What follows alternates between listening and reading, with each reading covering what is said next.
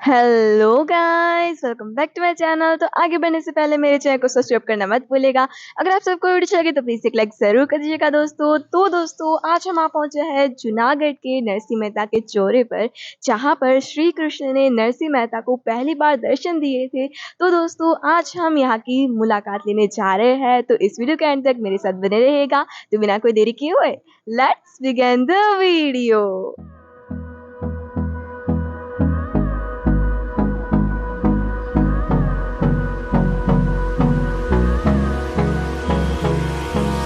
Hold me close till I get out.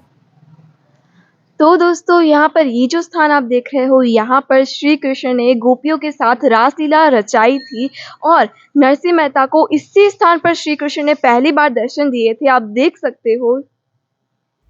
Narasimha Mehta को एक दिन स्वयं शिवजी ने दर्शन दिए और कृष्ण रासलीला के दर्शन करवाए थे। कृष्ण रासलीला के दर्शन कर नरसिंह मेहता धन्य हो गए। अनंत गोपियों के साथ कृष्ण के अनंत रूप को देखकर नरसिंह मेहता मंत्र मुग्ध हो गए थे और कृष्ण भक्ति में लीन हो गए थे।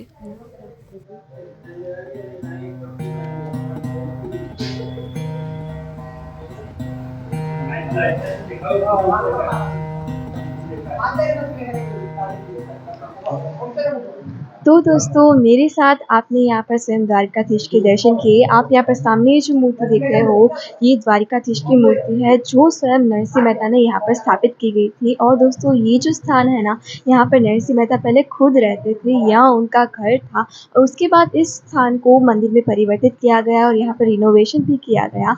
लेकिन यहाँ पर ये जो द्वारिकाधीश की मूर्ति जो है, वो ज्यों की त्यों ही है।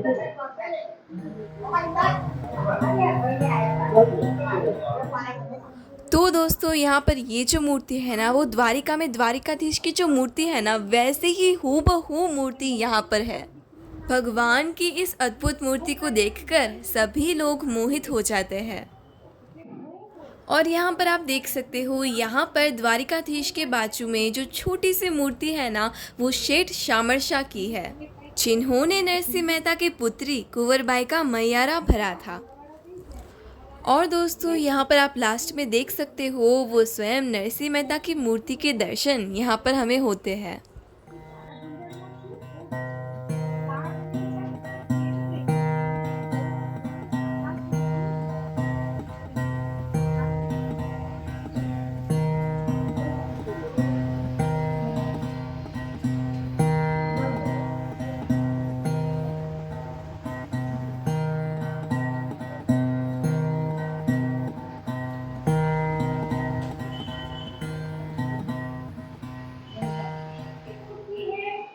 और दोस्तों, इस मंदिर में हाथ में करताल लिए नरसिंह मेहता का एक स्टैचू भी बनाया गया है, आप देख सकते हो।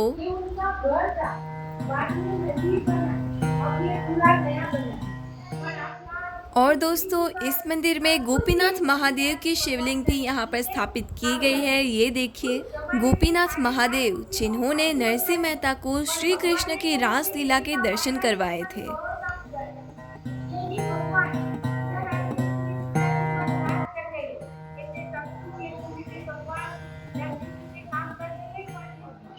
और दोस्तों, ये देखिए, नरसिंह मेहता के इस खूबसूरत स्टैचू को देखकर मैं भी जाने मंत्रमुग्ध हो गई। और दोस्तों, इस स्टैचू को देखकर मैं इस सोच में पड़ गई कि उस समय में नरसिंह मेहता श्री कृष्ण के कितने अनन्य भक्त रहे होंगे कि आज भी श्री कृष्ण के साथ नरसिंह मेहता को भी याद किया जाता है। उनकी एक करताल और उनके भजन ने उन्हें कवि शिरोमणि का खिताब भी दिया है। तो दोस्तों, यहाँ पर आप जो चित्र दिख रहे हो, इस चित्र में बताया गया है कि नरसिंह मेहता को जो शाला की पढ़ाई है, उनमें दिलचस्पी नहीं लग रही थी। उसके बाद नरसिंह मेहता का ब्याह माणिक बाई के साथ हुआ। लगने से श्यामल शाह और कुंवर बाई 2 संतान हुए। नरसिंह मेहता की भाभी हरगौरी नरसिंह मेहता को कटु वचन सुनाती थी। इससे नरसिंह मेहता को बहुत ही दुख लगा और उन्होंने गृह त्याग किया। उसके बाद उन्होंने शंकर की आराधना करके शंकर को प्रसन्न किया। नरसिंह मेहता को भगवान शंकर ने वैकुंठ के दर्शन कराए और उसके बाद श्री कृष्ण के साथ रासलीला खेलते समय मशाल पूरी हो जाने से नरसिंह मेहता का हाथ जलने लगा। उसके बाद श्री कृष्ण ने नरसिंह मेहता को पृथ्वी पर जाकर भक्ति करने को कहा। इस तरह नरसिंह मेहता लोक समुदाय में भजन कीर्तन करने लगे। उन्होंने गांव में भजन कीर्तन करके सबको भक्ति रस का पाठ कराया। और दोस्तों यहाँ पर दिखाया गया है कि कुंवर बाई को विदा करते समय निर्धन नरसिंह मेहता ने अपनी पत्नी के साथ भगवान से प्रार्थना की थी और भगवान ने प्रकट होकर नरसिंह मेहता से कहा कि मैं लग्न प्रसंग पर उपस्थित रहूंगा और व्यवहार में कोई भी खामी नहीं रहेगी। और यहाँ पर यात्री हुंडी लिखने के लिए नागरिकों के पास याचना करते हैं और यहाँ पर नरसिंह मेहता अपरिचित मुसाफिरों को श्यामल शाह शेठ के नाम हुंडी लिखते हैं और उसके बाद यात्रियों के पास से हुंडी का स्वीकार करके भगवान उनको पैसे गिन देते हैं। और इस चित्र में दिखाया गया है कि पुत्र श्यामल शाह दास की मृत्यु के अवसर पर पुत्रवधू को नरसिंह मेहता आश्वासन दे रहे थे। और इस चित्र में दिखाया गया है कि नरसिंह मेहता कई बार गोपी भाव में आकर गाने लगते थे। उसके बाद नरसिंह मेहता के चाचा पर्वतराय को मांगरोळ की वाव में से रणछोड़ राय की मूर्ति प्राप्त हुई थी। उसके बाद पिता के श्राद्ध प्रसंग पर भगवान नरसिंह मेहता का रूप धारण करके उनके घर घी लेकर जाते हैं और श्राद्ध प्रसंग पूरा करते हैं। उसके बाद भजन में मग्न नरसिंह मेहता को किसी ने आकर पत्नी माणिक बाई की मृत्यु की खबर दी। उसके बाद कुंवर बाई श्रीमंत के अवसर पर अपने पिता को आमंत्रण भेजने के लिए सास को विनती करती है।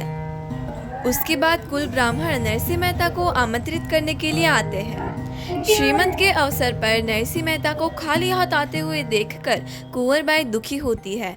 नरसिंह मेहता उसको ईश्वर प्रति श्रद्धा रखने के लिए कहते हैं और उसके बाद स्नान के लिए ठंडा पानी न मिलने पर नरसिंह मेहता ने मल्हार राग गाया और बारिश हुई। उसके बाद श्रीमंत के अवसर पर भगवान ने शेठ का रूप धारण किया और सबको इच्छित भेंट दी।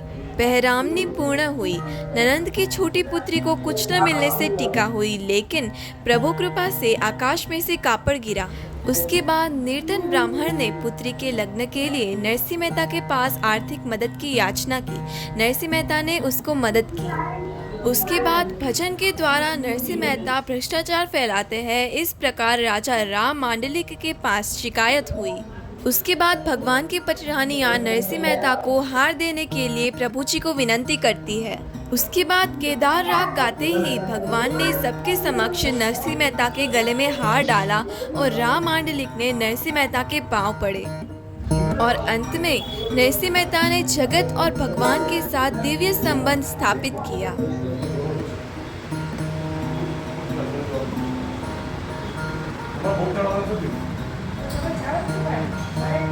और दोस्तों उसके बाद यहाँ पर भगवान को भोग लगाने का टाइम हो चुका था, तो इसी कारण से थोड़ी देर के लिए दर्शन रोक दिए गए थे।